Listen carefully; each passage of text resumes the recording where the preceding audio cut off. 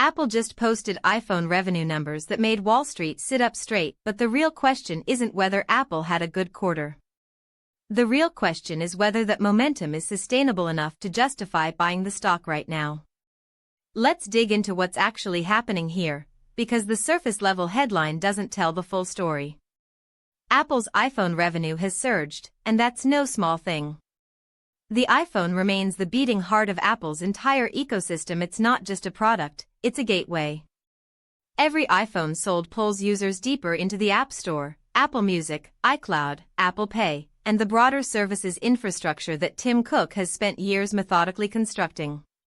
So when iPhone numbers soar, it creates a compounding effect that ripples through virtually every corner of Apple's business. But here's where the analysis gets genuinely interesting.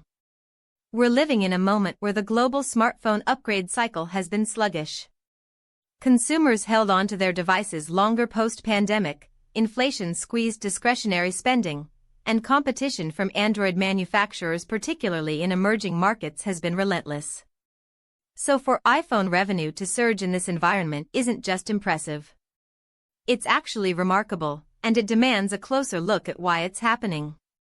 A significant part of this revenue jump appears tied to strong demand in premium segments. Apple has been remarkably disciplined about pushing average selling prices higher. The Pro and Pro Max models carry substantially larger price tags, and consumers have been willing to pay them. This is the Apple brand premium at work, and it's genuinely powerful.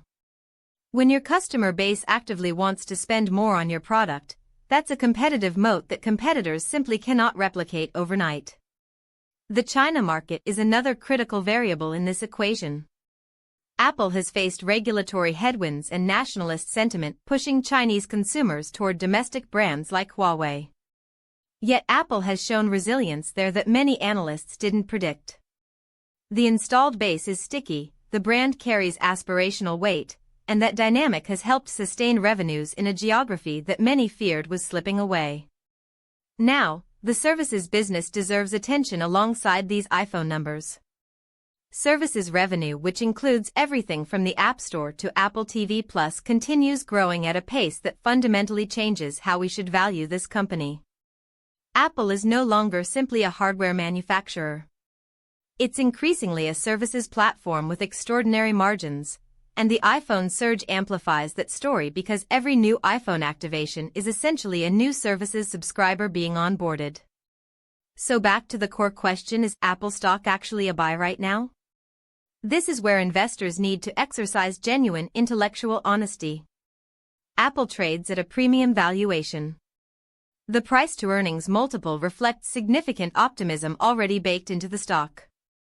Buying Apple here means you're essentially betting that the company can continue executing at an elite level, sustain iPhone momentum through the next product cycle, grow services aggressively, and potentially unlock new revenue streams, whether that's spatial computing through the Vision Pro platform, expanded health technology, or artificial intelligence integrations that Apple has been quietly but deliberately building into its operating system. The bull case is compelling and historically validated. Apple has a track record of exceeding skeptics. The bear case centers on valuation risk, China exposure, and the challenge of growing from an already enormous revenue base.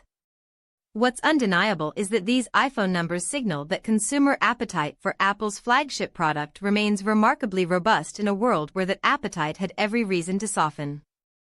The deeper question for any investor sitting with this analysis today isn't simply whether Apple is a great company. It clearly is.